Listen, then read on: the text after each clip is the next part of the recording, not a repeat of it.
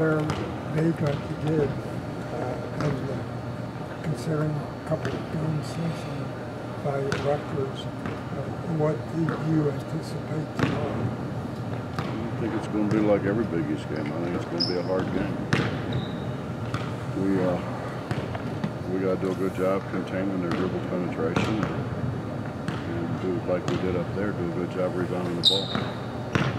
Does it make it more difficult to prepare in terms of getting the players prepared, considering what happened the first time around?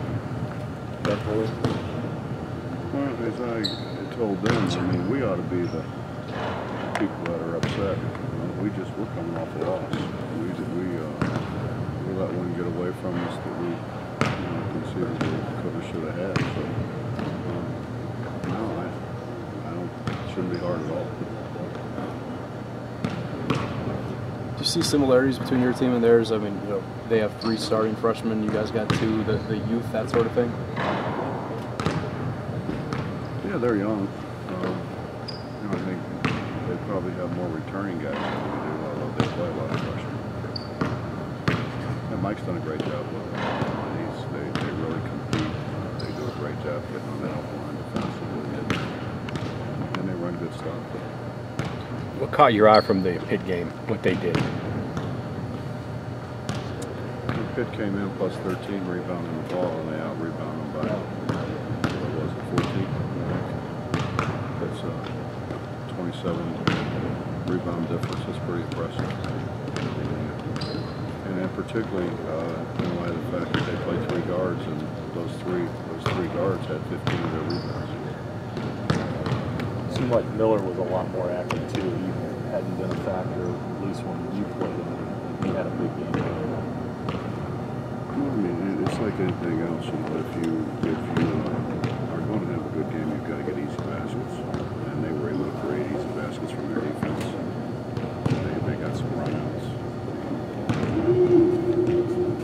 Obviously, I've been scoring before, and they got an open floor. They got a good job getting the open floor against it, which was hard to do. I think that's the thing that they've done very well over the years. It's not what people do.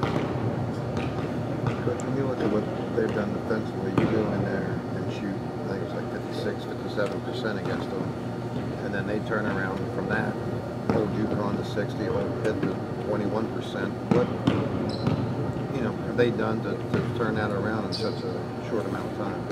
Well, Justin, I think the whole philosophy is they try to create it with their perimeter guys, but basically what they do is they really get to the help line, and when you do that, it really alleviates a lot of easy baskets. We were able to get easy baskets because of turnovers and some long rebounds. You limit easy baskets, and you get to the help line, and people have to make shots over top of it. It's not easy to make shots over top of it. You see another physical style of play again? I mean, obviously a lot of free throws up there in the second half. Pretty physical. Can it be the? I don't think it was that physical. I mean, you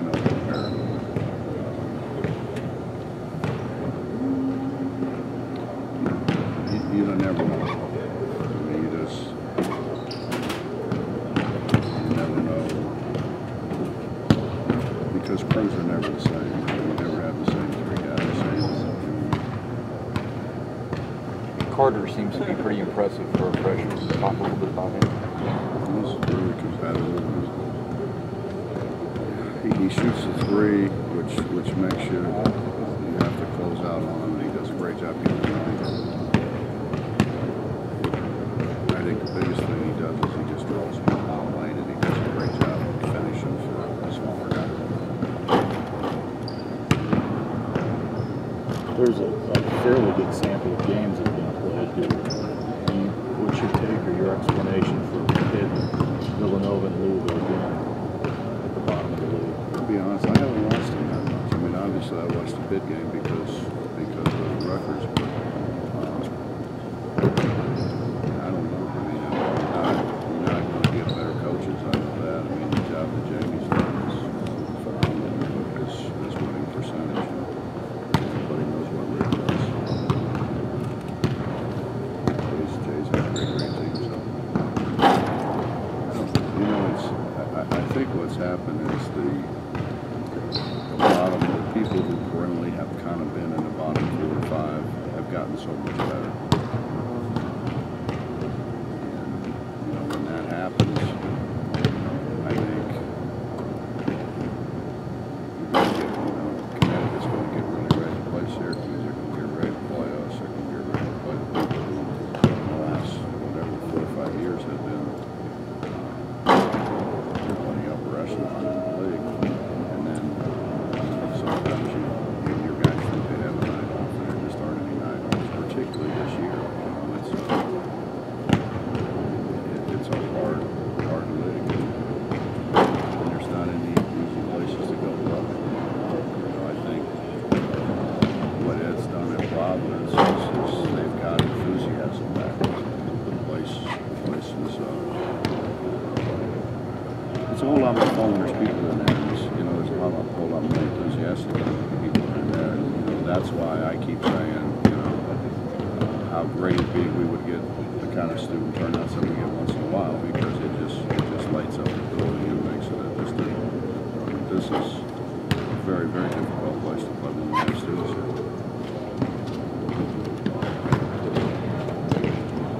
That said, you got some former players coming back, and you speak to that, and you're trying to get people back every year. Looking at a pretty good crowd tomorrow. You're not calling those guys students, are you? No. Right. I know most of them.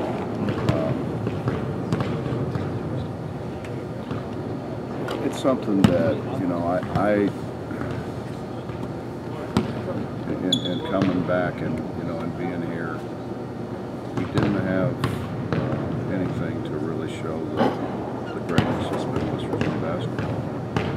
And certainly, the practice is always going to do that, but you want your former guys engaged. We all have that special feeling of national football and going out here and representing this university and this state. And, whether it's guys from New York or whether it's guys from Texas or guys from wherever, we all kind of feel the same way about this university and the great people in this state. We didn't get them back. We just didn't get them back and get them engaged. And it's hard because you go on to kind of different lives, and you have your jobs and your families and all those kind of things. And I think when you get back, they start to realize and certainly miss and think about the great times that we all experienced here. So I think it's a great thing. I think it's something that's